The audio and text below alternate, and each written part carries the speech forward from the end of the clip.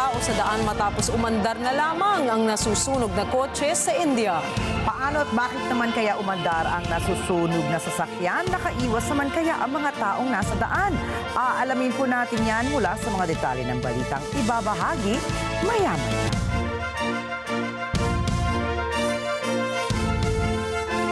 Magandang gabi. Ako po si Rikki Mathay.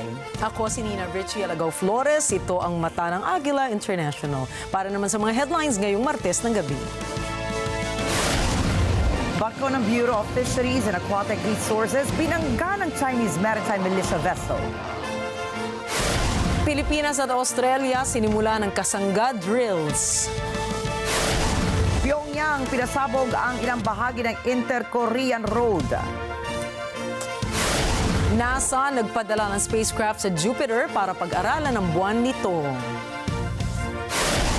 Pokemon Mother Company Game Freak na biktima ng data breach.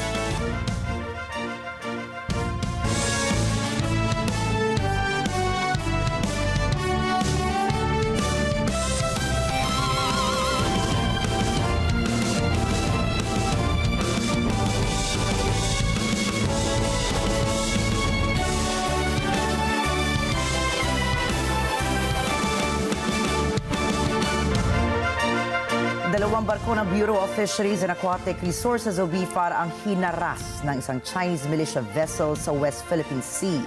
Naglalayag noong October 11 ang BRP Datu Cabaylo at Datu Sanday sa Pag-asa Islands para sa routine maritime patrol nito nang maispatan ng BFAR ang barko ng China. Ayon sa mga pahayag ng BFAR, bandang mag-alas 8 ng umaga ng patungo sa Sandy Cay 4 ang BRP Datu Cabaylo ng binangga ng barko ng China na may bow number 00108. Nagdulot ito ng minor dents sa harapang bahagi ng BFAR vessel. Pero naging matagumpay naman ang kanilang misyon sa Pag-asa Cays. Ang Sandy Cay 4 ay matatagpuan 5.1 nautical miles timog kanluran ng Pag-asa Island kung saan ay nasa loob ito ng 12 nautical miles ng territorial waters ng isla.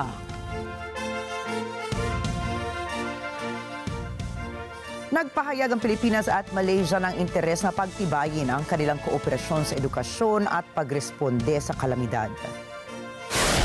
Kinalakay ito na magkita si Pangulong Ferdinand Marcos Jr. at Malaysian Deputy Prime Minister Dr. Ahmad Zahid bin Hamidi sa Malacanang nitong Lunes. Una nilang pinag-usapan kung paano magtutulungan ang dalawang bansa upang mapalakas ang disaster resilience, lalo na tuwing panahon ng sunod-sunod na bagyo sa Pilipinas. Ibinahagi ni Hamidi ang tungkol sa isang espesyal na grupo mula sa Malaysia na maaaring ipadala sa Pilipinas sa tuwing may bagyo o kalamidad. Tinalakay din ng dalawang lider ang kanilang layuning paunlarin ang edukasyon sa dalawang bansa alinsunod sa mga teknolohikal na pagbabago. Sinabi pa ni Hamidi na nais matuto ng Malaysia mula sa sistema ng edukasyon ng Pilipinas matapos purihin ni Marcos ang kagalingan ng mga manggagawa sa bansa. Inihayag ni Executive Secretary Lucas Bersamin na hindi makikipagtulungan ang pamahalaan sa International Criminal Court o ICC kaugnay sa investigasyon sa extrajudicial killings o EJK sa panahon ng war on drugs ng Duterte administration. Ang pahayag ni Bersamin ay tugon niya sa naging pahayag ng National Union of People's Lawyers na ipasa ni Pangulong Ferdinand Marcos Jr. ang mga materyales ng Quad Committee ng Kamara sa ICC.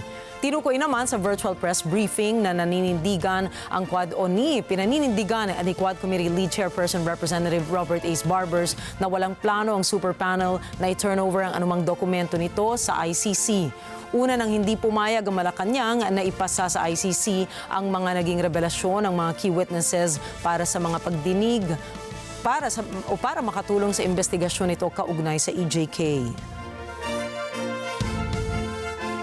Sinimulan na ng Philippine at Australian Armies ang ikalawang edisyon ng 4 na linggong kasangga exercises ngayong taon sa Camarines Sur. Ayon kay Colonel Louis De Maala, ang tagapagsalita ng Philippine Army, saklaw ng pagsasanay ang mahahalagang larangan katulad ng urban operations, close combat techniques, combat shooting at iba pa. Kabuo ang 246 na tauhan mula sa dalawang hukbo ang kalahok sa kasalukuyang edisyon ng kasangga na magtatagal mula Oktubre 14 hanggang Nobyembre 8. Isa sa ilalim sa ilan pang mga pagsasanay ang mga kalahok katulad ng explosive assault breaching, cybersecurity operations at marami pang iba. Posibleng maramdaman na ang amihan ng Northeast Monsoon sa susunod na linggo, ayon po yan sa pag-asa. Ayon sa Weather State Bureau, karaniwang nagsisimula sa pagitan ng ikalawang linggo ng Oktubre at kalagitnaan ng Nobyembre ito. Easterlies pa rin ang nakaaapekto sa silangang bahagi ng Luzon at Visayas. Batay sa forecast ng pag-asa, magdadala ng maulap na langit at kalat-kalat na pagulan ng easterlies sa Isabela, Aurora at Quezon Province. Samantala, tinukoy din ang pag-asa na may maliit na tsansa na may mabubuong bagyo sa susunod na 2 linggo. Magbibigay ng legal assistance ang gobyerno ng Pilipinas para sa mga Pinay na biktima ng trafficking sa Cambodia.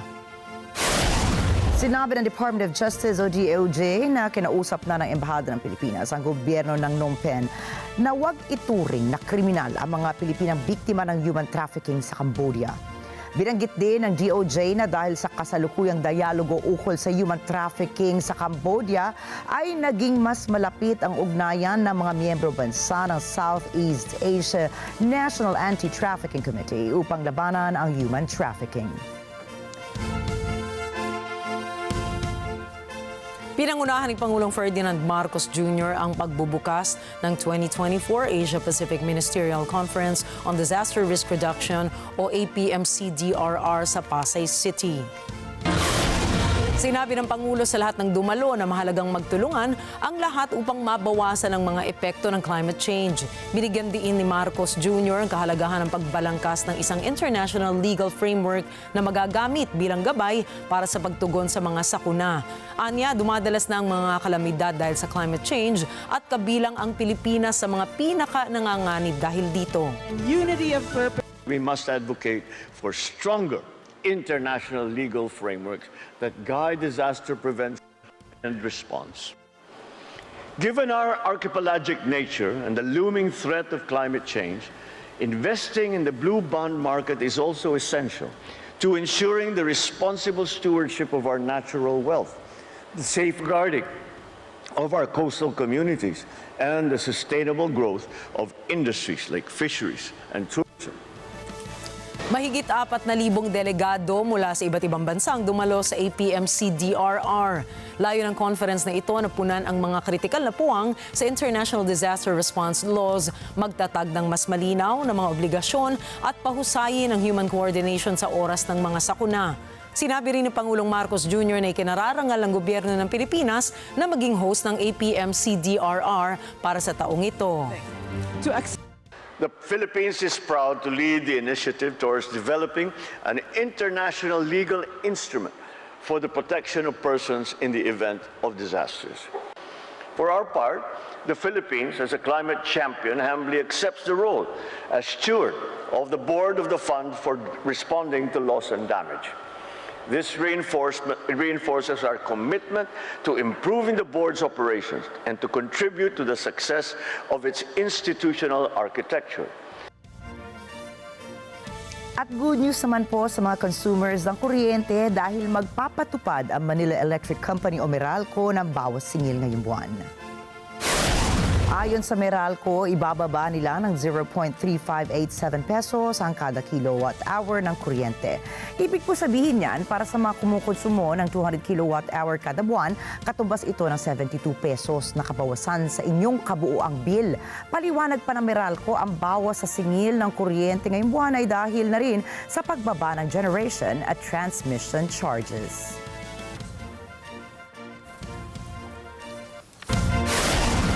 Susunod, China at Taiwan nagbabala sa posibleng kasunod ng war games sa palibot ng Taiwan. North Korea pinasabog ang mga daan at riles sa Inter-Korean Road. At Canada pinatalsik ang mga diplomat ng India sa bansa. Ang iba pang detalye ng mga balita sa pagbabalik ng Mata ng Agila International.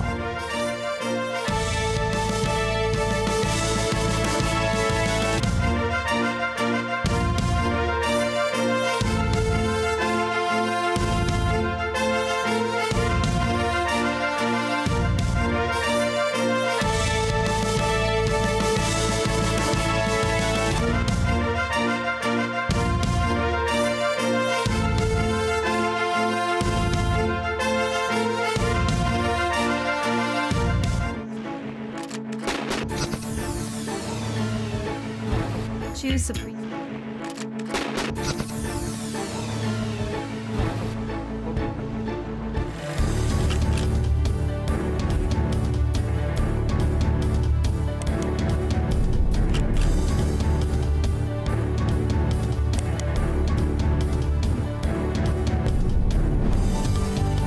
It is a signal to the world that we are open for business. Namin ang iyong pagsisikap. Dama namin ang iyong mga sakripisyo. Kita namin ang pagharap mo sa bawat pagsubok.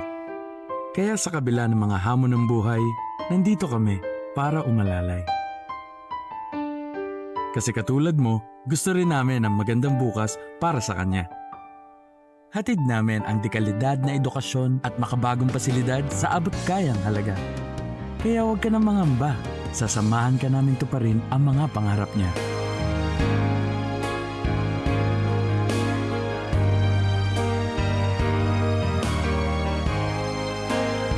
Maaasahan mong sulit dito ang mga pinagsikapan mo. Sa aming mga makabagong pasilidad at sistema ng edukasyon. Mailalabas natin ang aking talino at mga kakayahan niya. Kahit sa munting halaga, makakasiguro ka na makakasabay siya sa mabilis na pag-ikot ng mundo. Sa New Era, karamay mo kami sa bawat hamon. Kaagapay mo kami sa bawat hakbang. Kasama mo kami sa bawat ngiti at tagumpay.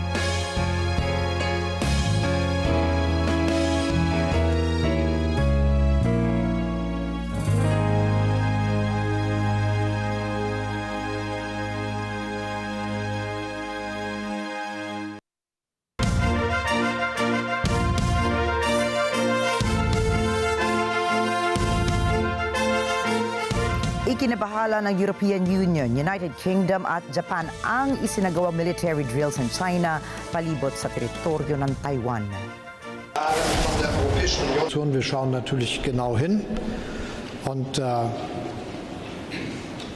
für uns ist auch immer klar, wir gehen davon aus, dass niemand versucht, mit Gewalt an der Situation, wie sie zwischen Taiwan und der Volksrepublik stattfindet, etwas zu ändern, was uns nicht davon abhält, die Dinge genau zu betrachten. Natürlich gibt es Fragen, die ich als deutscher Bundeskanzler zu lösen habe, über die wir auch gesprochen haben. Und ich will gern sagen, dass es unverändert. Ich habe auch den Eindruck, unsere gemeinsame Hoffnung ist, dass es bis Ende Oktober eine Verständigung mit China geben wird. Ayon sa Beijing, nagsisilbi itong babala sa mga grupo at bansang sumusuporta sa kasarinlan ng Taiwan at sumasalungat sa One China policy.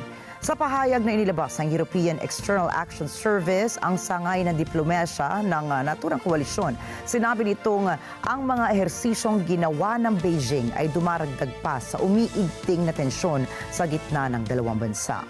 Dagdag pa nitong may direktang interes ang EU sa pagpapanatili ng status quo sa Taiwan Strait at lubos nilang lalabanan ang kahit anong banta sa kapayapaan ng nasabing rehiyon.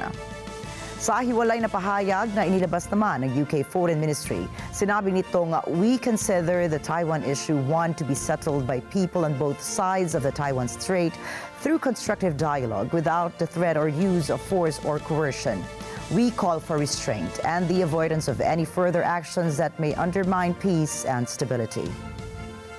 Sa Japan naman ay sinabi ni Prime Minister Shigeru Ishiba na nakaantabay ang kanilang bansa sa posibleng mangyari sa mga susunod na araw at inatasan din niya ang mga kinauukulang ahensyang manmanan ang sitwasyon.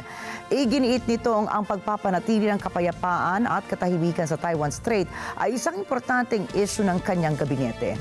Nanawagan ang mga bansang maghunos dili ang magkabilang kampo at iwasan na ang mga gawaing maaaring pagsimula ng engkwentro kung nais nila ay maaaring idaan sa dialogo ang kanilang mga hinaing. Sa pagtatapos ng Joint Sword Drills 2024B ay kapwa naglabas ng pahayagang Taiwan at China ukol sa posibleng mangyari sa rehiyon sa mga susunod na araw. Nangako ang China na hindi ito magdadalawang isip na magsagawa ng karagdagang war games kung kakailanganin sa sitwasyong magsagawa ang Taiwan o ng iba pang anyang separatist activities. Iginit ng People's Liberation Army na nangangahulugan ng isang deklarasyon ng digmaan ang kahit anong deklarasyon para sa soberanya ng Taiwan. Dinagdag pa nito na ang mga naturang pahayag ukol sa kasarinlan ng Taiwan ay ikasisira lamang nila bilang isang bansa. 这次演练，我和战友的核心任务是突破敌防空警戒系统，夺取区域治权，直接检验空域警戒、空战对抗、空中加油等实战能力，就是用敌人听得懂的语言警告台独分子，搞台独就意味着战争，只能引火烧身，自取灭亡。 Iniulat naman ng gobyerno ng Taiwan na ang isinagawang one-day war games ng China ang pinakamalaking ehersisyong ginawa ng Beijing sa mga nakaraang taon. Ayon sa datos, nasa record 153 na military aircraft ang nakilahok sa naturang joint sword drill na naglayong pangaralan ng Taiwan sa kanilang posisyon sa One China policy. Sabi naman ng mga eksperto, bagamat nakaalerto ngayon ang militar ng Taiwan dahil sa naturang issue, sa tingin nila ay hanggang pagpopostura lamang ang ginagawa ng China na mas pinahahalagahan ng mensaheng politikal at hindi ang pagpapakita ng kanilang lakas militar. 所谓的 punishment 其实不是，最重要是中国它要向全世界展现这个它的 ambition， 就是它的政治目的。 所以我们才说，中国的这种军事的行动都是7分政治3分军事，是政治为主的一个 exercise。那么在这一次有一个比较特别的一个科目，就是所谓的 quarantine 或是 blockade， 就是练习它的封锁，所以台湾还是会保持警戒。 Nag-anunsyo na po ng huling babala ang kapatid ni North Korean leader Kim Jong-un na si Kim Yo-jong laban sa South Korea. Ito ay matapos muling kumalat sa North Korea ang ilang leaflets na naglalaman ng propaganda laban sa Pyongyang. Anya, nakalulungkot din na ayaw umano akuin ng Seoul ang responsibilidad na nagpalipad ito ng drone sa North Korea. Sinabi nito ang kumuling gagamit ng drone ng South Korea at paliparin ito sa Pyongyang ay isang matinding kalamidad ang mangyayari. Sinuportahan ng Defense Ministry ang mga pahayag ni Yo-jong at binanggit nito na handa silang gumanti na walang inilalabas na babala sa South Korea. North Korea pa rin tinupad ng bansa ang banta nitong pasabugin ng mga kalsada at riles ng tren sa kanilang bahagi ng border sa pagitan ng dalawang Korea. Noong nakaraang linggo lamang nangako ang Pyongyang na tuluyang puputulin ang inter-Korean roads at railways at patatatagin ang depensa sa tapat ng South Korea. Bagamat walang pinsalang naidulot sa kanilang panig, nagpaputok ng warning shots ang militar ng South Korea bilang tugon sa mga pagsabog. Kinumpirma ng Joint Chiefs of Staff ng South Korea ang insidente at sinabi na nangyari ang mga pagsabog ng mga riles bandang tanghali ngayong Martes. Kinundina rin nila ang North Korea dahil sa naturang pagpapasabog malapit sa border ng dalawang bansa.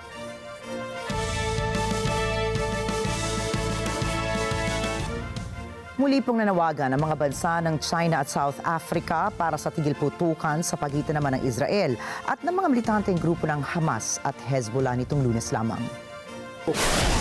Partikular na hinimok ni Chinese Foreign Minister Wang Yi ang Israel at Iran, pati na ang kanilang mga kaalyado na maghinay-hinay at iwasan ang pagpapalala ng sitwasyon. Nakiusap din si Minister Wang sa Israel na tiyakin ang kaligtasan ng United Nations Interim Force in Lebanon sa isang phone call kay Israeli Foreign Minister Israel Katz.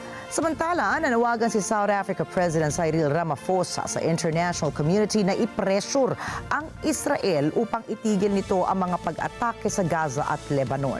Sinabi pa niyang sa mga susunod na araw, isusumite ng kanyang pamahalaan ang isang kaso sa International Court of Justice bilang suporta sa Palestine laban sa genocide ng Israel. Nagpulong ang Russia at China upang pag-usapan ang pagpapalakas ng kanilang ugnayan sa depensa at lakas militar.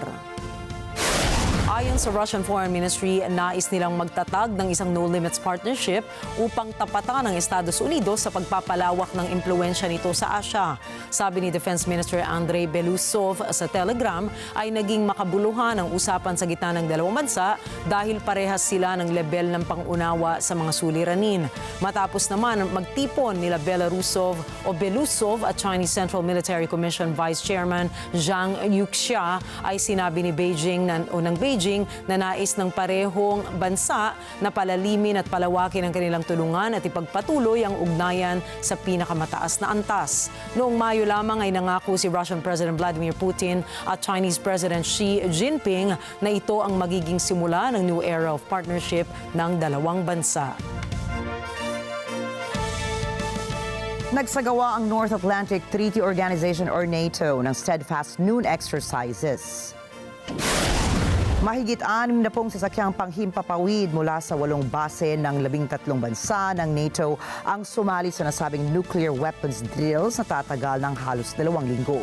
Pinangunahan ito ng mga bansang Belgium at ng the Netherlands. Ang exercises na ito ay may layong 900 kilometers mula sa Russia, kung kaya hindi ito ikinatuwa ng Moscow. Sinabi ni Kremlin spokesperson Dmitry Peskov na pinatataas umano ng NATO ang tensyon sa pagitan ng Moscow at ng Ukraine dahil sa ginawang nuclear drills ng nasabing military bloc. Giit pa ni Peskov, hindi makikipag-usap ang Russia sa Estados Unidos ukol sa paggamit ng nuclear weapons dahil masyadong nakikisali umano ang Washington sa Moscow-Ukraine conflict. В условиях войны, которая ведется в отношении России, с косвенным и даже прямым вовлечением туда ядерных держав, таких как Соединенные Штаты Америки, Великобритания, Франция. Говорить об этом, не увязывая тему со всеми другими аспектами безопасности, абсолютно невозможно. И, собственно, наш президент об этом уже говорил. Россия считает такие контакты необходимыми, их нельзя откладывать в долгий ящик, но мы должны рассматривать все вопросы безопасности в комплексе с учетом нынешнего положения дел.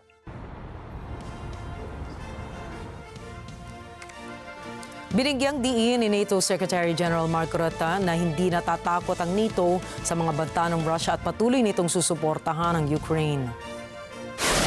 Ito ang pahayag ni Secretary General Rutte sa kanyang unang pagbisita sa misyon ng NATO sa Ukraine na ginanap sa Wiesbaden. Ayon kay Rutte, gagawin ng alyansa ang lahat upang matiyak na magtatagumpay ang Kiev sa digmaan laban sa Moscow. Ngunit binigyang diin niya na ang NATO ay isang alyansang pangdepensa lamang at walang intensyon na sakuping ang alinmang teritoryo na wala sa kanilang teritoryo.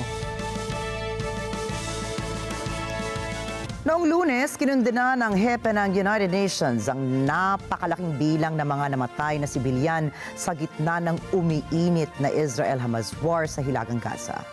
Ang detalye po ng balita mula kay Asi Sakmar.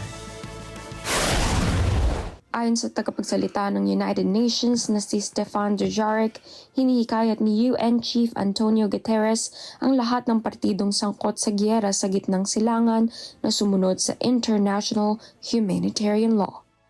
Binigyan diinaan niya ni Guterres na kailangang irespeto ang mga sibilyan sa lahat ng pagkakataon. We are aware of very disturbing reports about an Israeli attack on the grounds of a hospital complex in central Gaza.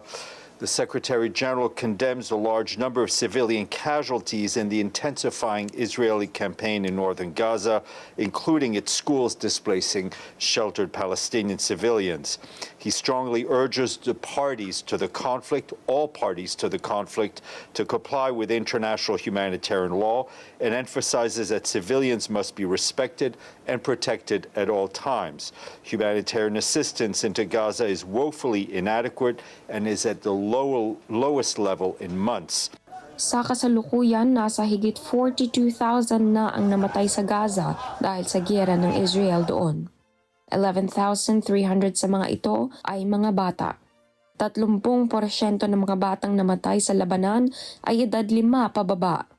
Samantala, 1,200 naman ang namatay sa Israel nang salakayin ito ng Hamas noong 7 ng Oktubre 2023. Kabilang dito ang 695 Israeli civilians, 38 na mga bata at 71 foreign nationals. Ashley Sakmar para sa Mata ng Agila International. Trusted, connected, on point. Noong Lunes, muling nanawagan si Israeli Prime Minister Benjamin Netanyahu sa UNIFIL na lisanin na ang Lebanon upang huwag madamay sa labanan. Ito ay sa gitna ng akusasyon na tinatarget ng Israel ang mga opisyal ng UNIFIL na mariin namang itinanggi ni Netanyahu. Narito ang report ni Chantel Santos.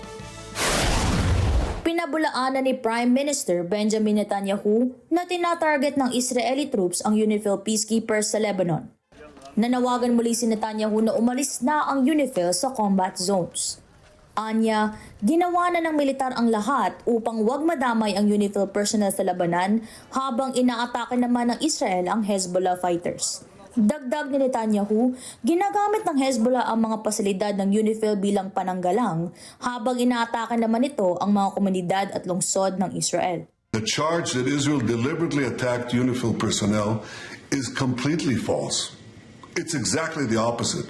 Israel repeatedly asked UNIFIL to get out of harm's way. It repeatedly asked them to temporarily leave the combat zone, which is right next to Israel's border with Lebanon. In fact, on the day that Israel began its ground operation next to our border with Lebanon, we asked them specifically, please leave this area so you're not harmed. Israel is not fighting UNIFIL. It's not fighting the people of Lebanon.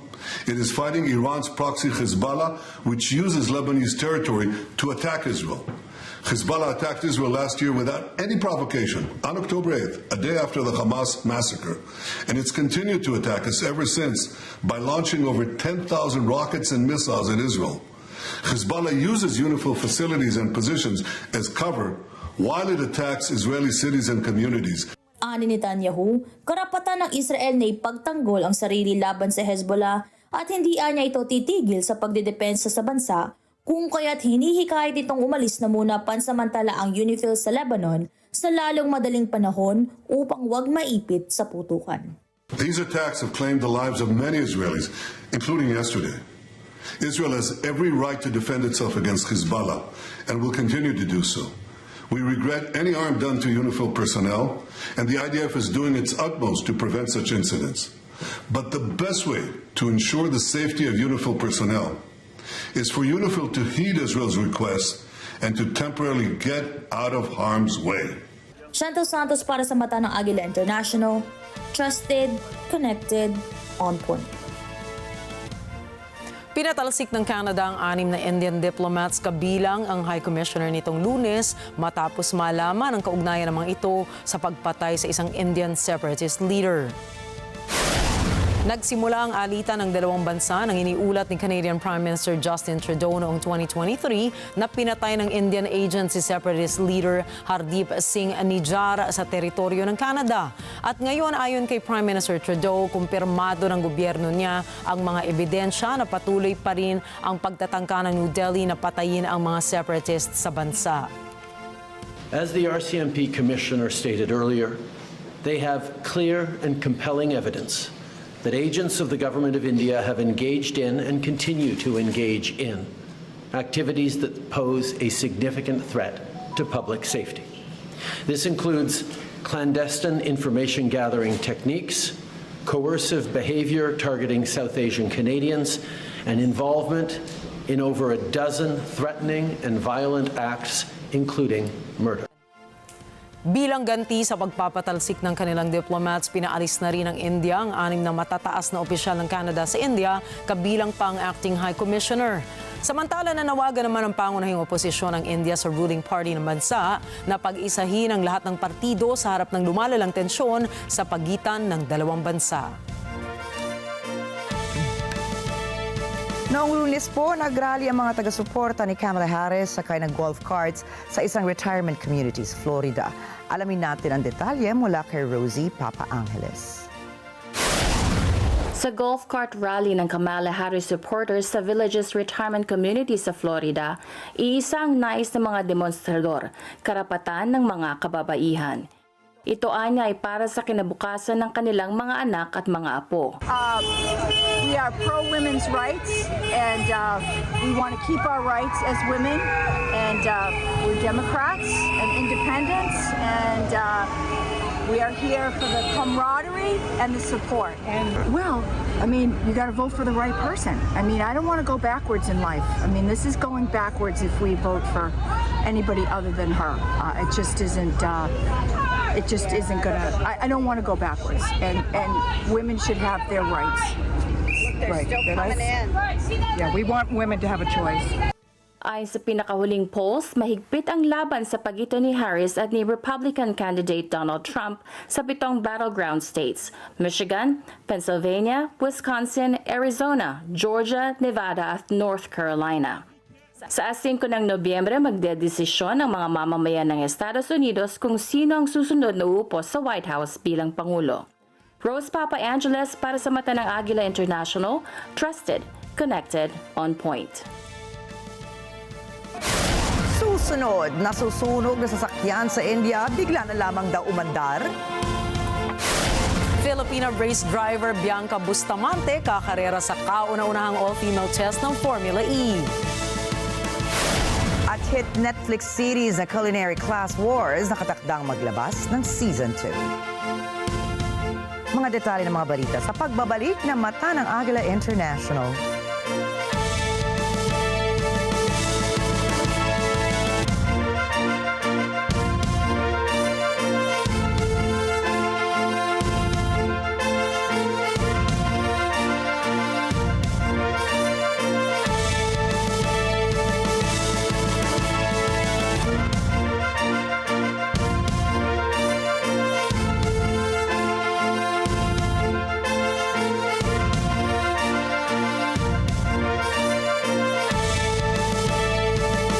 This portion.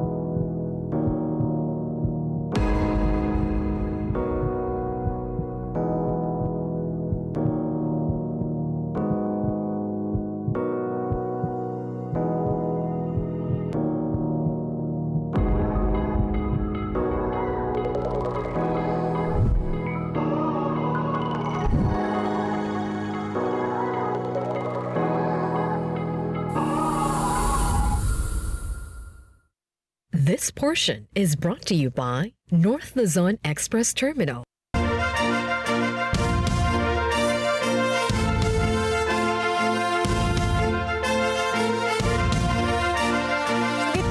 Kabilang sigalot sa maraming bahagi ng mundo dito sa Pilipinas ay kasalukuyang nasa saksihan ng isa sa pinakamahalagang prosesong pinagdadaanan natin bilang demokratikong bansa, at yan po ang eleksyon. Nariyan ang mga politikong nagnanais bumalik sa serbisyo publiko o kaya naman ay yung mga magkakamag-anak na nais ituloy ang nasimulan na ng kanilang pamilya. At mga artistang subok na ang galing sa harap ng kamera, ngunit magkakaalaman kung may ibubuga ba pagharap sa kamera. Napakaraming kumakandidato habang iilan lamang ang makakapasok sa balota. May pag-asa kayang naghihintay sa mga nais makasungkit ng posisyon sa politika o sa mga veterano pa rin kaya mapupunta ang korona. Sa mga datihan namang nag-iisip na muling tumakbo, taglay kaya nila ang paninindigan at katapatan upang isulong ang lahat ng kanilang layunin o hanggang pakitang gilas lamang sa panahon ng kampanya. Naitala ng Commission on Elections o COMELEC na nasa halos 43,033 sa ating mga kababayan na naghain ng kanilang Certificate of Candidacy at CONCAN sa filing period mula A1 hanggang A8 ng Oktubre. Mula sa kabuuang 183 nag-file sa pagkasenador, 66 sa kanila ang pasok sa 2025 elections, isang tumataas na trend magmula sa 176 na naghain ng COC taong 2022 at 153 naman taong 2019. Gayunpaman, hindi pa inilalabas ng COMELEC ang mga pangalan ng 66 na kakandidato. Sa ngayon, ayon kay Garcia, ay patuloy ang ginagawang pagsala sa listahan ng mga nagsumite ng kanilang Certificate of Candidacy. Binigyan naman ng hanggang kahapon, Lunes, ang mga nais maghain ng petisyon upang maideklarang nuisance o panggulo ang isang kandidato. Sa mga party list naman ay nasa 190 ang isinumiteng party list group sa COMELEC, ngunit sa bilang na ito, nasa 160 lamang ang itinuring na lehitimo.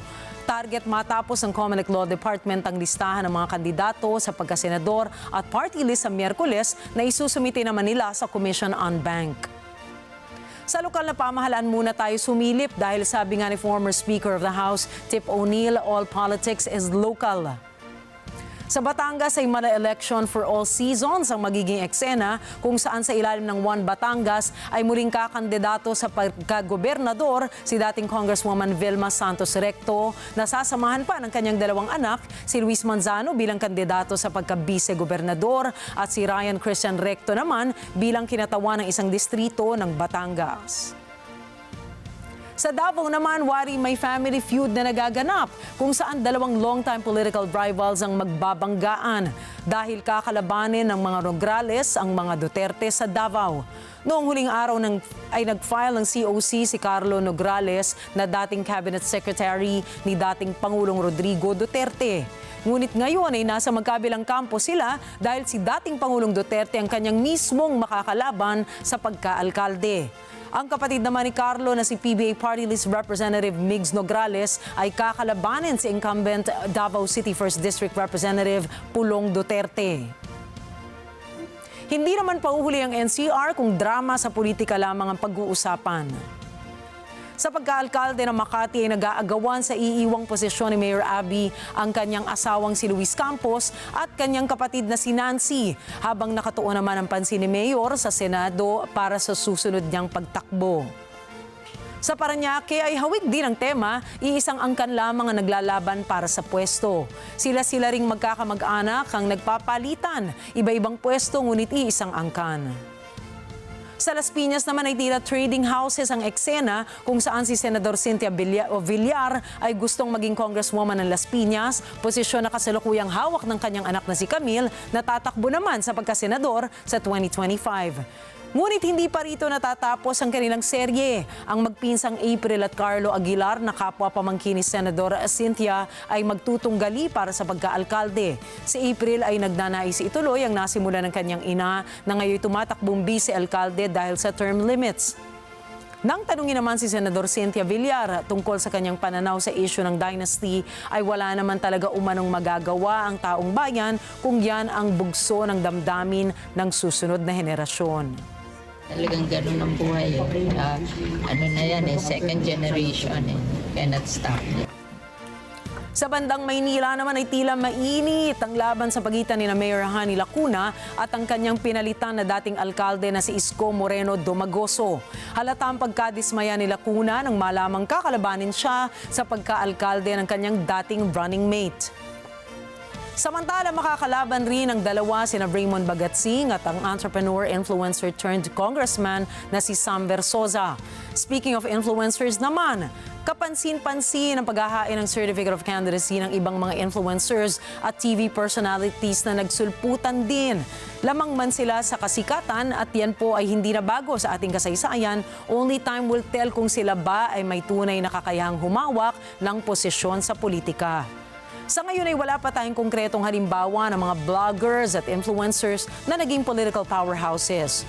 Noong taong 2022, tumakbo si Margo Mocha Uson bilang kinatawan ng Mother for Change o Mocha Party List matapos niyang maging isang political blogger at micro-influencer. Humawak siya ng iba't ibang posisyon sa gobyerno bilang isang appointee, saka sumubok tahakin ang eleksyon matapos ang kaliwat ka ng kontrobersiya. Magmula rin sa pagiging political blogger ay tatakbo na ring party list representative si former NTF-ELCAC spokesperson Lorraine Badoy Partosa. Makatwiran nga namang gamitin ang kanilang plataporma sa ikabubuti ng ating mga mamamayan, ngunit may laban naman kaya ang impluwensya nila kung itatapat sa mga dati ng maimpluwensya sa larangan ng politika. Hindi birong tumakbo sa politika abay hindi ilang araw lamang ang guguguli ng mga nais makapwesto at ilang milyong piso rin ang ginagastos sa gustong itawid na kandidatura. Pakinggan natin ito. Sa totoo lang, tulad nga na lagi ko pong sinasabi, wala naman po akong balak tumakbo dahil dagdag sakit sa ulo, dagdag obligasyon, responsibilidad. Pero kasi may nag-push po sa akin na tumakbo ka kasi kailangan ka ng tao, kasi kailangan nila ng tunay na pagbabago. So ako po bilang dati nang tumutulong, sabi ko nga po 10 years old pa lang po ako, tumutulong na po ako sa tao. Hindi lang po sa tao, pati sa mga aso't pusa na napupulot ko po sa lansangan, inaampon ko. So hindi lang po ngayon ako tumutulong na kagaya po ng iba na dahil may kailangan, dahil eleksyon, tumutulong sa mga tao. Tapos pagkatapos, wala na, hindi na ulit magpaparamdam.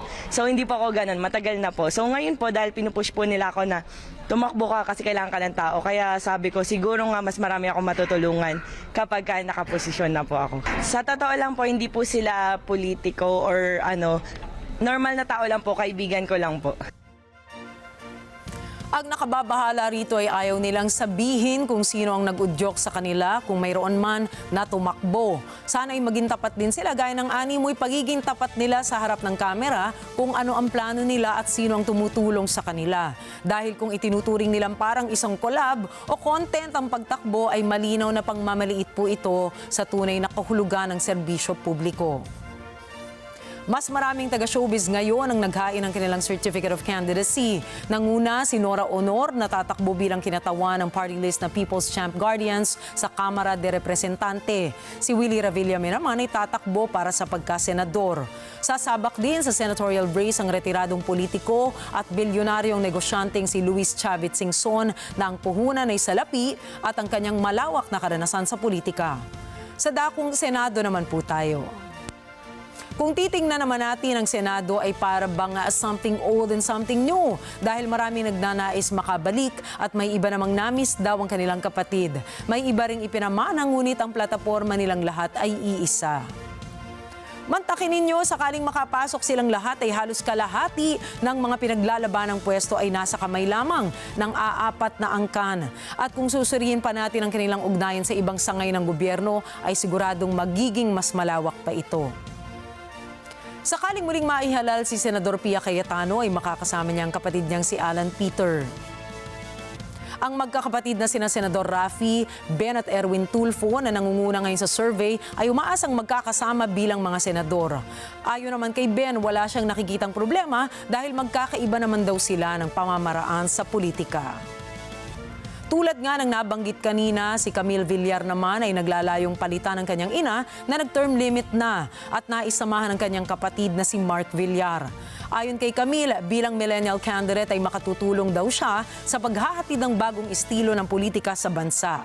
Noong tanungin naman siya ukol sa potensyal na nepotismo sa politika, ito ang naging pahayag niya.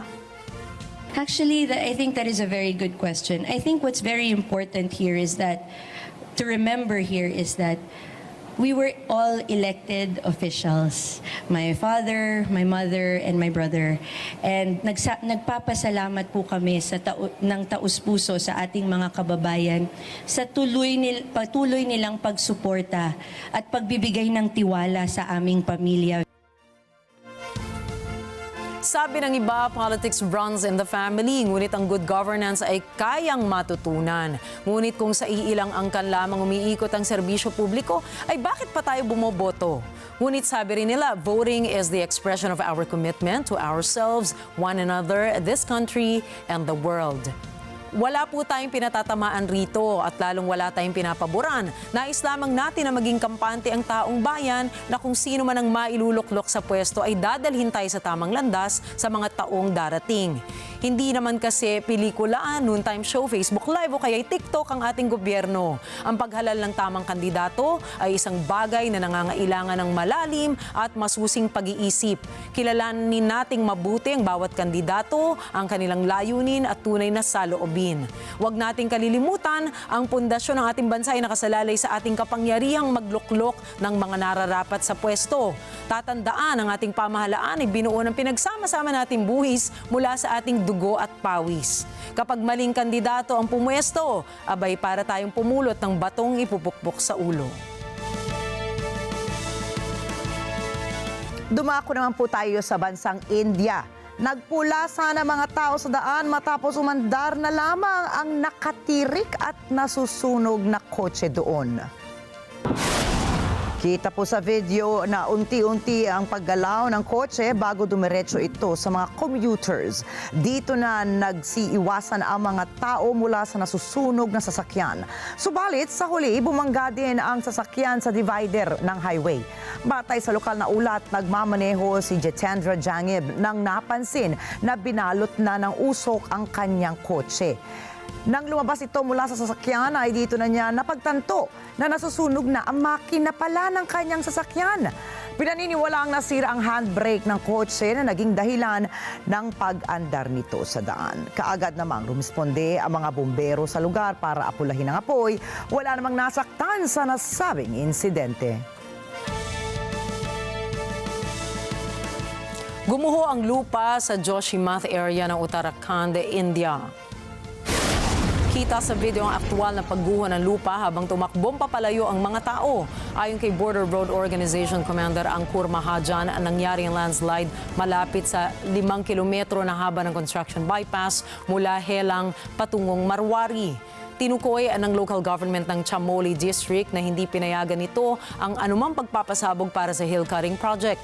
Pero guit nito ay nagsagawa umano ang contractor ng blasting sa lugar. Subalit nilinaw naman ni Mahajan na walang naganap na pagpapasabog sa lugar para sa hill cutting. Wala namang naiulat na nasaktan sa insidente. Isang ahas ang nakapasok sa dugout ng Los Angeles Dodgers. Bahagyan nagkagulo ang Game 2 ng National League Championship Series dahil bigla na lamang lumitaw ang ahas. May ibang manonood na inakalang hindi totoo ang hayop, subalit nang gumalaw na ito ay may ilang tao na ang naghiyawan. Kaagad na binalot ng tuwalya ang ahas ng isang ground crew at inilayo sa mga manonood at mga manlalaro. 4 na tao ang namatay dahil sa isang pagsabog ng gas station sa Chechnya, Russia. Ayon sa Ministry of Emergency, muntik nang magtamo ng sugat ang mga rumesponding bumbero, ngunit agad silang nakaiwas sa aksidente. Batay sa investigasyon, maraming paglabag ang may-ari ng gas station ukol sa tamang maintenance nito. Nagsampa na rin ng criminal case ang pulisya laban sa may-ari ng gas station.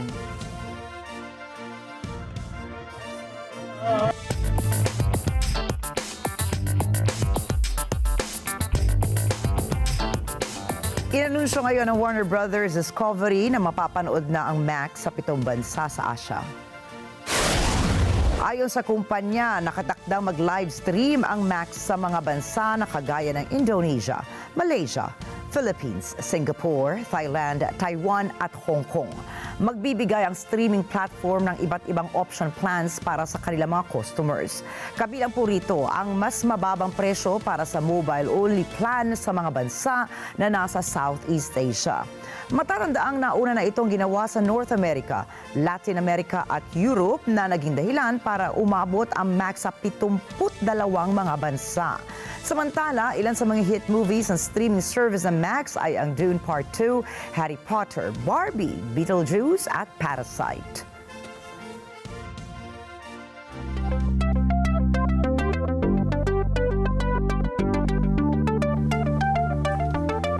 Inilunsad ng NASA ang kanilang Europa Clipper spacecraft para pag-aralan ang isa sa mga buwan ng planet Jupiter, ang Europa. Pinalipad ito gamit ang Falcon Heavy rocket ng SpaceX mula sa Kennedy Space Center sa Florida. Layo ng space mission na ito na pag-aralan kung inhabitable ba sa mga tao ang Europa. Ang spacecraft ay may dalang siyam na instrumento at gravity experiments para maimbestigahan ang dagat sa Europa na pinaniniwala ang nasa pagitan ng makapal na yelo ng nasabing buwan. Ayon sa pag-aaral ng mga scientists, ang tubig sa Europa ay mas doble ang laki kumpara sa karagatan sa mundo. Inaasa inaasahang makakarating sa orbit ng Jupiter ang Europa Clipper sa April 2030. Itinuturing na pinakamalaking spacecraft ng NASA ang Europa Clipper dahil sa haba nitong 100 talampakan. Kinumpirma ng Pokemon maker Game Freak na nabiktima nga po sila ng data breach noong August. Ayon sa kumpanya, inamin itong higit 2,606 na kaso ng personal na impormasyon na ang nakompromiso sa nasabing hacking incident laban sa Game Freak. Kabilang dito ang mga pangalan at electronic mail addresses ng kanilang mga empleyado. Tinukoy naman ng Game Freak na kanila ng personal na kinausap ang mga empleyadong nakompromiso ang impormasyon. Ipinahayag rin ng kumpanya na nagsasagawa na sila ng server reconstruction at re-inspection upang matiyak ang seguridad ng kanilang security at hindi na ito mauulit pa. Noong October 12 nang nagsilabasan ng ilang leaks hinggil sa Pokemon franchise online. Ilang sa mga detalye ang napasama sa data leakage ang Generation 10 ng Pokemon at ang mga detalye sa susunod na bersyon ng Nintendo Switch.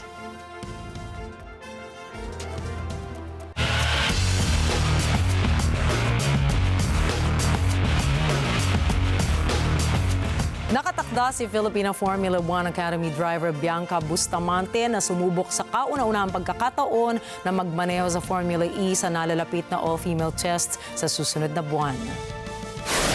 Ang 19 anyos na Filipina ay may karanasan na sa pagmamaneho ng F4 cars, ngunit ito ang magiging kauna-unahang pagmamaneho niya ng makabagong Gen 3 Evo car. Bagamat ito ang kanyang unang pagkakataon na magmaneho ng ganitong uri ng sasakyan, sinabi niyang nakapag-practice naman na siya sa simulator para dito. Makakasama ni Bustamante si Ella Lloyd na kamakailan lamang ay naging bahagi rin ng McLaren Driver Development Program. Pareho silang magmamaneho para sa Neo McLaren Formula E team sa all-female test sa darating na Nobyembre 7.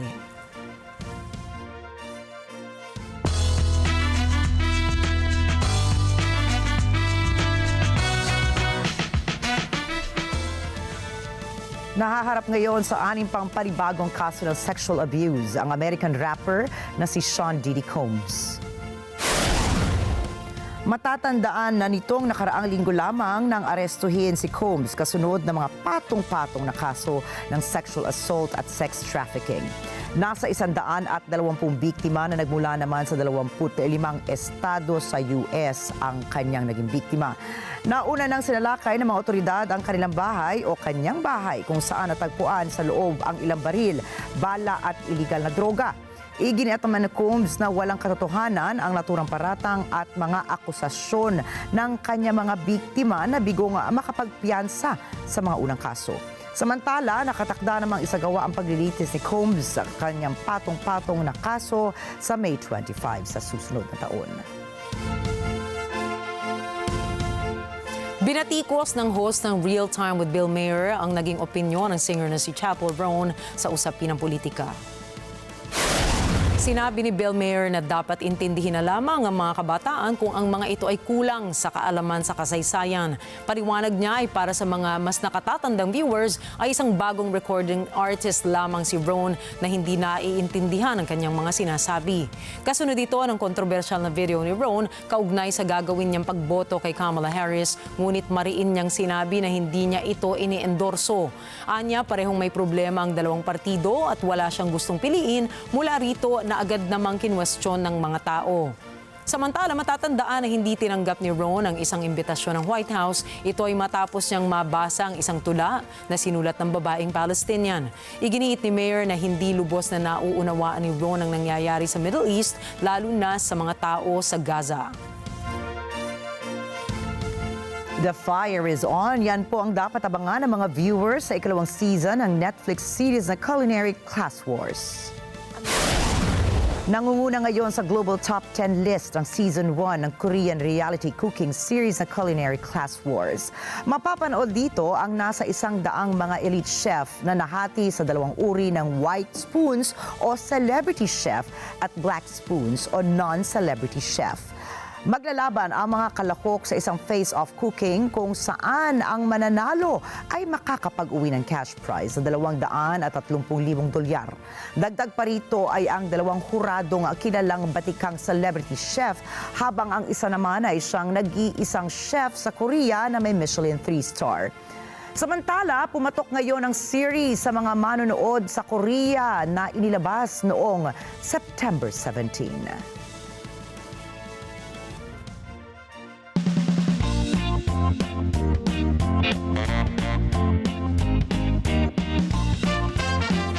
Sa isang malaking hakbang, sinimula ng Kenya na i-relocate ang 50 elepante mula sa naninikip ng Muea National Reserve patungo sa mas malawak na Aberdare National Park. Ito ay upang pagaangin ang environmental pressure at bawasan ang human-wildlife conflict doon. Si NJ De Guzman para sa balita. Dinisenyo ang 42 square kilometer MWEA Reserve para sana sa 50 elepante lamang. Subalit sa kasalukuyan, umabot na ang bilang ng mga ito sa 156 na naging dahilan ng pangangamba ukol sa pagkasira ng tirahan ng mga ito. The Muea National Reserve is just 42 square kilometers with a carrying capacity of about 47 elephants, 47 to 49 elephants. Currently, we have, from the last census, we have about 156 elephants. That is 150% more than what it's ideally supposed to be maintaining. So when you have such large numbers within a small ecosystem, you end up with degradation of the habitats.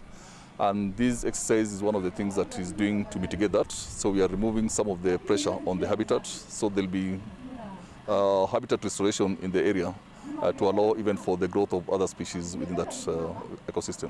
Ang operasyong paglilipat ng 50 elepante patungong Aberdare National Park ay kinasasangkutan ng isang team na may 100 wildlife specialists gamit ang helicopters, trucks, and advanced tracking technology. Isinasabit sa helicopter sa mga elepante at maingat na ililipat sa kanilang bagong tahanan. Ngayon Lunes, may 44 na mga elepante ang matagumpay na inilipat. Ang natitirang 6 ay ililipat sa Miyerkules. So we have what we call the pre-translocation phase. We have the actual translocation, what you're experiencing now. And even after this, after tomorrow or Wednesday, when you complete the exercise, we'll have the third phase of post-translocation monitoring. So in the pre-translocation phase, that is where you'll see all the fears are put in. We look at all the risks and what mitigation measures can be put to cater for that.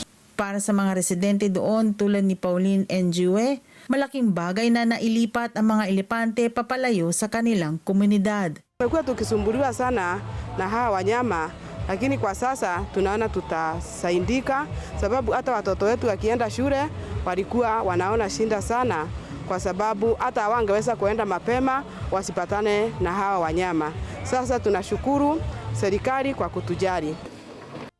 Tiniyak ni Kenyan Tourism and Wildlife Secretary Rebecca Miano na ginawa nila ang lahat upang makapag-adjust ang mga inilipat na elepante sa kanilang bagong tahanan.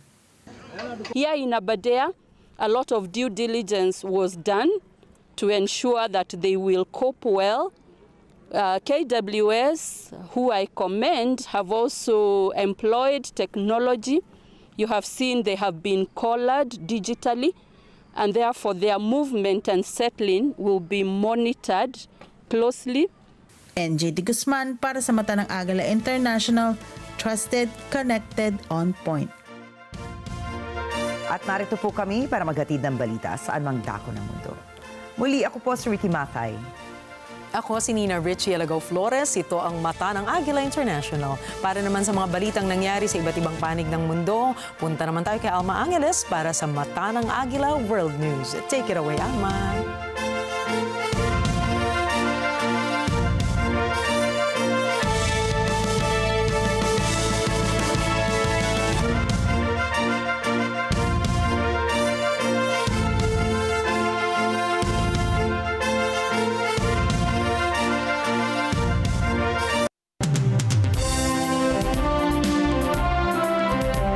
The Thank you, Nina and Rikki. Good evening, everyone. I'm Alma Angeles for Net25 World News.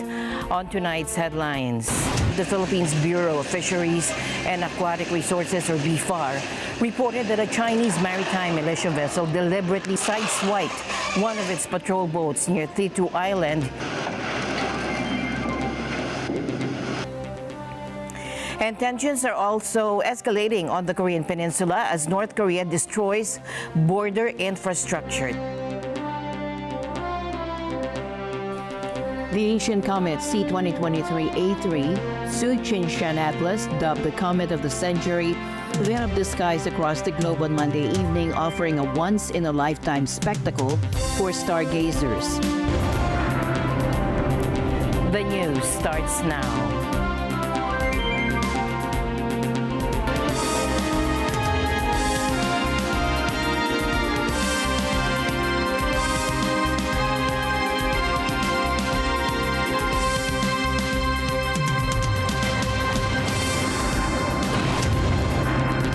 First, to the South China Sea dispute, the Philippines Bureau of Fisheries and Aquatic Resources, or BFAR, reported that a Chinese maritime militia vessel deliberately sideswiped one of its patrol boats near Thitu Island in the South China Sea last Friday, October 11. In footage released by BFAR, the Chinese vessel is seen approaching and bumping into the side of the Philippine vessel, causing damage to its starboard bow. BFAR stated that the Chinese boat had performed dangerous maneuvers and attempted to block the path of the Philippine vessel before the collision. Tensions are continuing to rise between China and the Philippines over repeated confrontations in disputed areas of the South China Sea. Manila has accused China's Coast Guard of aggressive actions, while Beijing has expressed anger over what it describes as provocations and territorial violations. And tensions are also escalating on the Korean Peninsula as North Korea destroys border infrastructure. Take a look.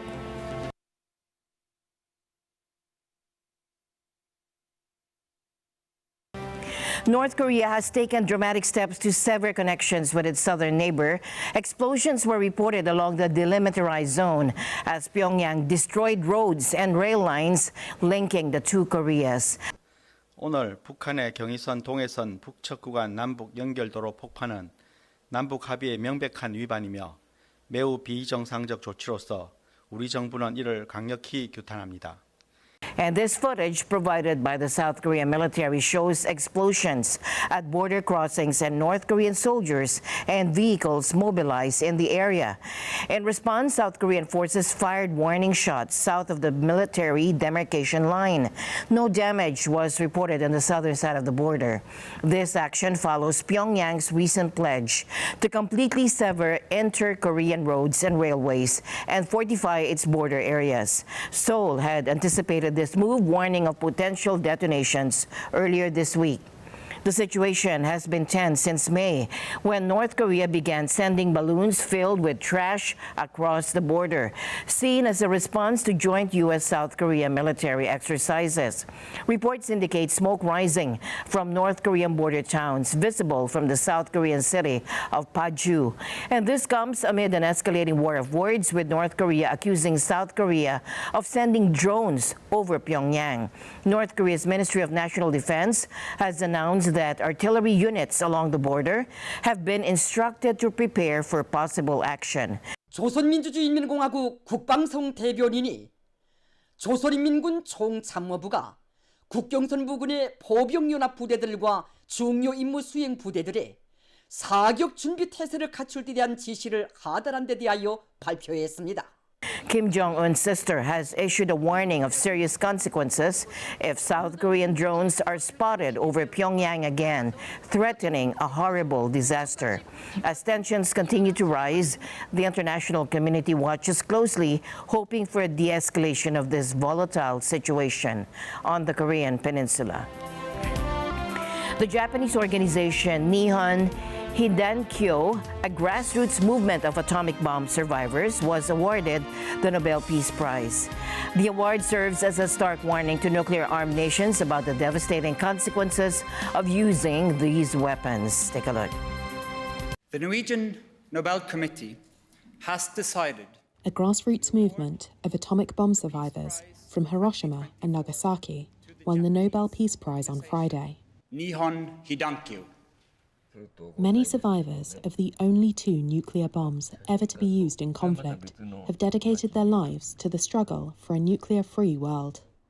In Japan, the survivors are known as hibakusha. The hibakusha helps us describe the indescribable,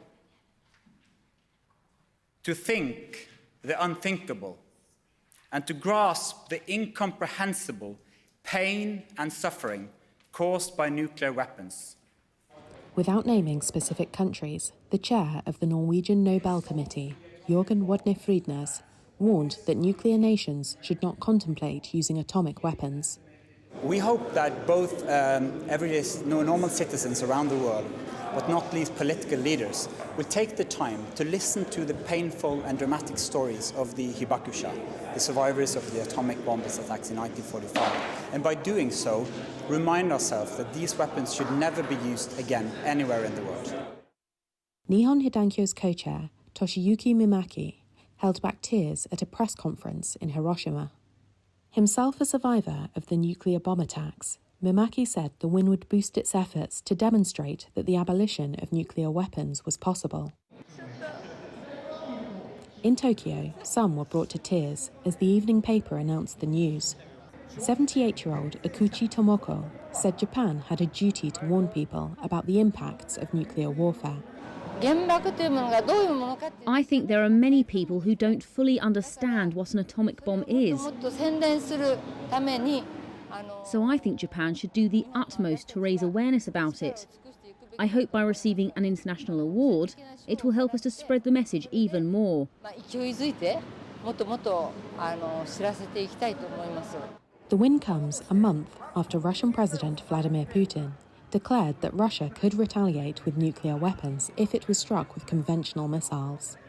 This month, North Korean leader Kim Jong-un said his country would speed up steps towards becoming a military superpower with nuclear weapons. While the widening conflict in the Middle East has prompted some experts to speculate that Iran may restart its efforts to acquire a nuclear bomb.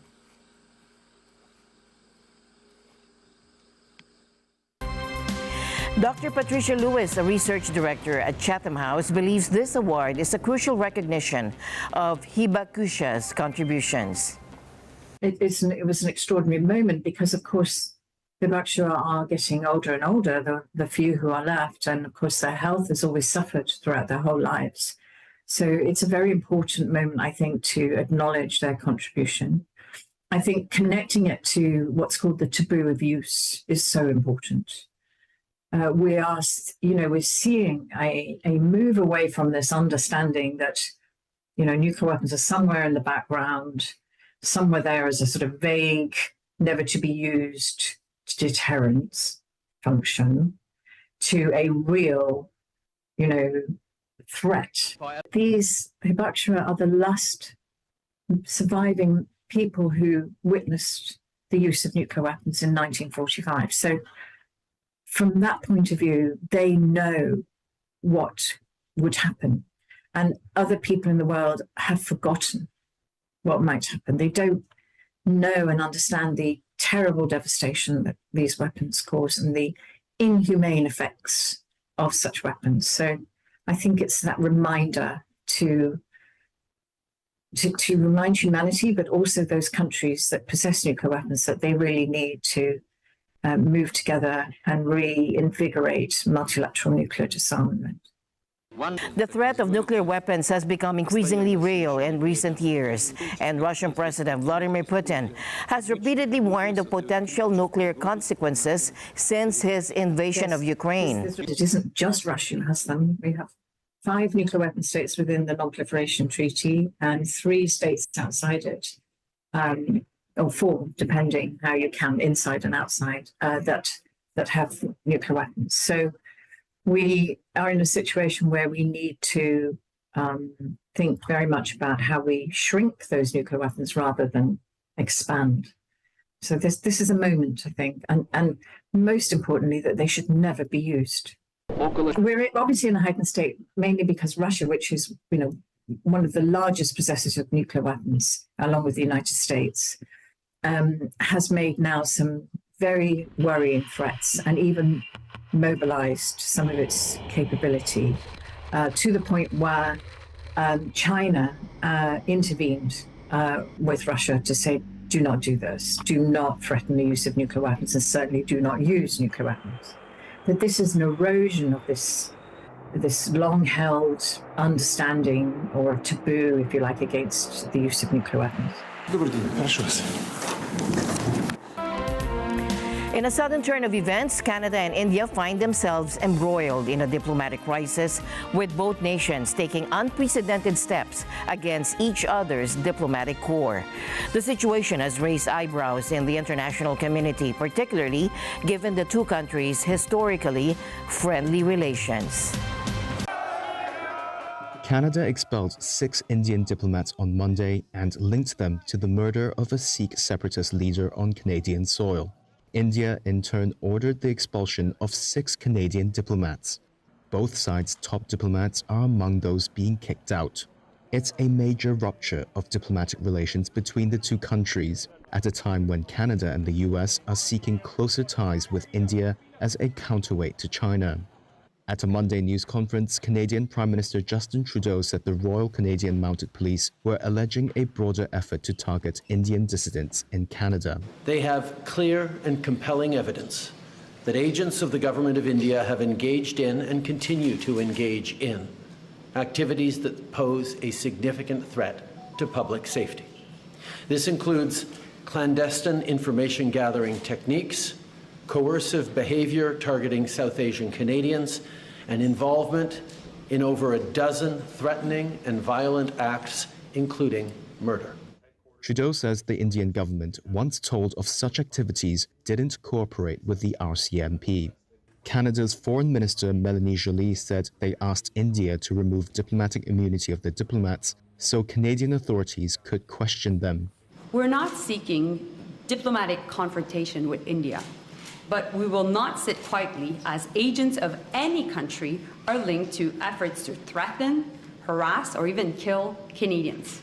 India rejected Trudeau's comments. It also said it had actually chosen to withdraw its top envoy from Canada, disputing Canada's account, and that it was expelling the Canadian diplomats because it was not confident their safety could be guaranteed. Last year, Trudeau said Canada was pursuing allegations that Indian Prime Minister Narendra Modi's government was behind the fatal shooting of Hardeep Singh Nijjar near Vancouver in 2023. Nijjar was a Canadian Sikh separatist who supported creating a new separate Sikh state in northern India called Khalistan. 2 months later, the US Justice Department charged an Indian national with trying to arrange the murder of another prominent Sikh separatist in New York, at the behest of an unnamed Indian intelligence official. India has denied involvement in both incidents. Since then, Reuters has reported that the FBI and the Canadian Royal Mounted Police privately warned at least 7 Sikh activists in the United States and Canada that their lives could be in grave danger. In a rare and emotional testimony, K-pop idol Hani from the group New Jeans addressed South Korea's parliament today, shedding light on workplace bullying in the multi-billion-dollar industry. Hani Pham revealed to the Labor Committee how she overheard a manager instructing staff to ignore the group, creating an atmosphere where the artists felt unwanted by their own company. This unprecedented appearance by a major K-pop star highlights ongoing concerns about high-pressure environments and mistreatment within the industry. 이 세상의 모든 문제들을 해결해 줄 수 있는 법은 아니라는 걸 알지만 그래도 민섭을 인간으로서 존경하면 적어도 직장 내 괴롭힘과 따돌림 문제들은 없지 않을까 싶고요. The situation is further complicated by a power struggle between executives at HYBE New Jeans parent label and its subsidiary Adder, which manages the group. Adder CEO Kim Yoo-jong, or Kim Joo-young, also present at the hearing, stated that while the claims are under review, no concrete evidence has been found to support Hani's allegations. 그리고 한희 씨를 비롯해서 아티스트분들 저희 더 목소리에 귀 기울이고 아티스트 분들의 인권까지 잘 보호해서 아티스트 분들이 가지고 계시는 그 꿈과 희망을 잘 펼칠 수 있도록 더 세심하게 잘 살피겠습니다. And this incident renews calls for better protection of young artists in the K-pop industry, which has long faced criticism for its treatment of performers.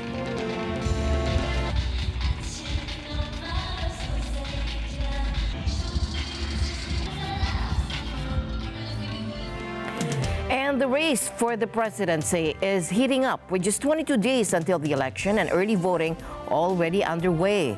Millions have cast their votes, and tonight both Vice President Kamala Harris and former President Donald Trump are campaigning in the crucial battleground state of Pennsylvania. Take a look. Democratic presidential candidate Kamala Harris honed in on Donald Trump's recent comments about a, quote, enemy within America at a Monday rally in what appeared to be a fresh effort to portray him as a threat to democracy. He's talking about that he considers anyone who doesn't support him or who will not bend to his will an enemy of our country. It's a serious issue. Donald Trump is increasingly unstable and unhinged.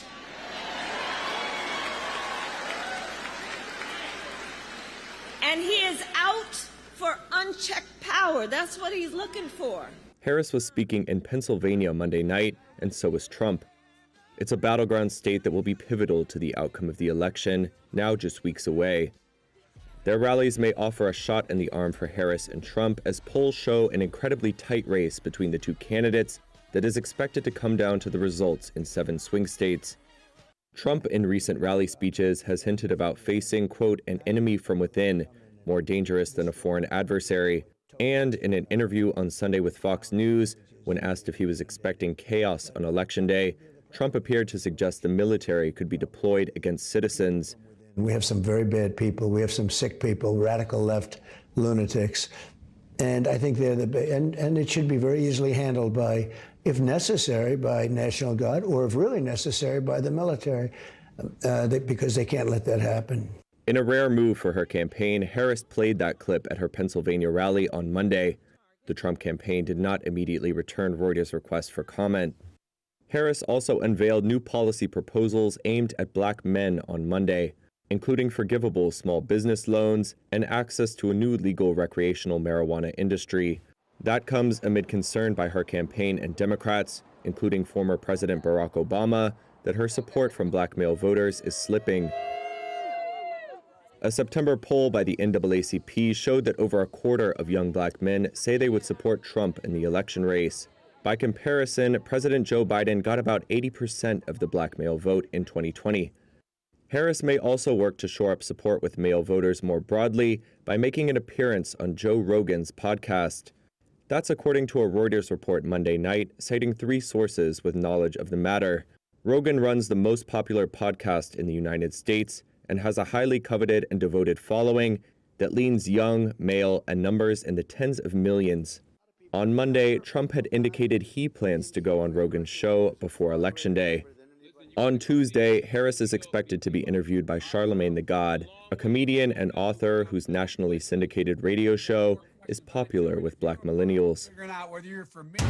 And the news continues here on Nat 25 World News. We'll be right back. Stay tuned.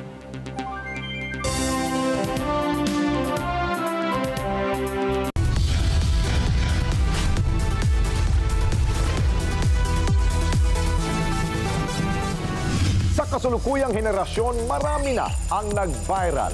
Dahil po yan sa kanilang ginagawang pagtulong sa kapwa. Pero mas marami ang tumutulong kahit walang nakakakita. Kaya naman kung ikaw ay may kilala na grupo o individual na may natatanging pagresponde sa lipunan at maging sa kalikasan, mag-text lamang sa 0915-415-1035 o mag-email sa responde@net25.com at magpadala ng mensahe sa ating Facebook page at Net25TV. Baka kayo na ang susunod nating Certified Key Responder. together. Sunday 25. Sunday 25.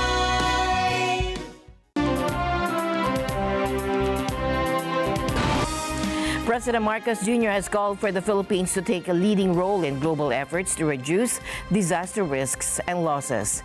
Speaking at the Asia-Pacific Ministerial Conference on Disaster Risk Reduction, the President emphasized the importance of investing in disaster risk reduction and climate change adaptation. Our vision is clear: to reduce disaster risks and losses, and in doing so, protect lives, livelihoods, and the social and economic assets that underpin our societies. Whenever there is a discussion or a planning session, there is no longer even a single conversation that we have that does not include an aspect of adaptation, mitigation to climate change. This conference comes at a time when our work to implement the Sendai framework for disaster risk reduction is more urgent than ever.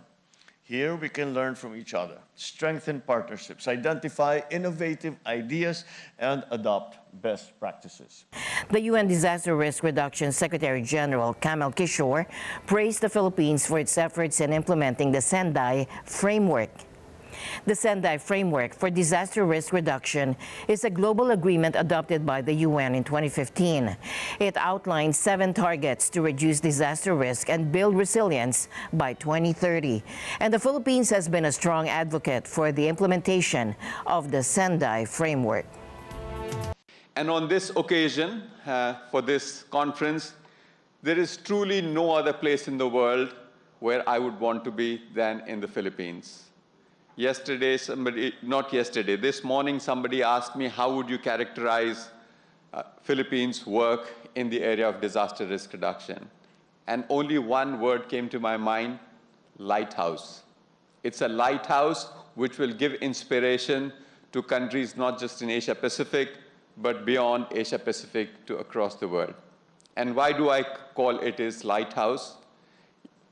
Everyone talks about its vulnerability. I want to talk about its agency. I want to talk about its innovation. I want to talk about its new imagination. Its new imagination is characterized by 3 things. Number 1, the focus on communities, focus at the local level. Honorable President, Excellency, when you were meeting with us earlier, in your remarks, at least 7 times you said people, community.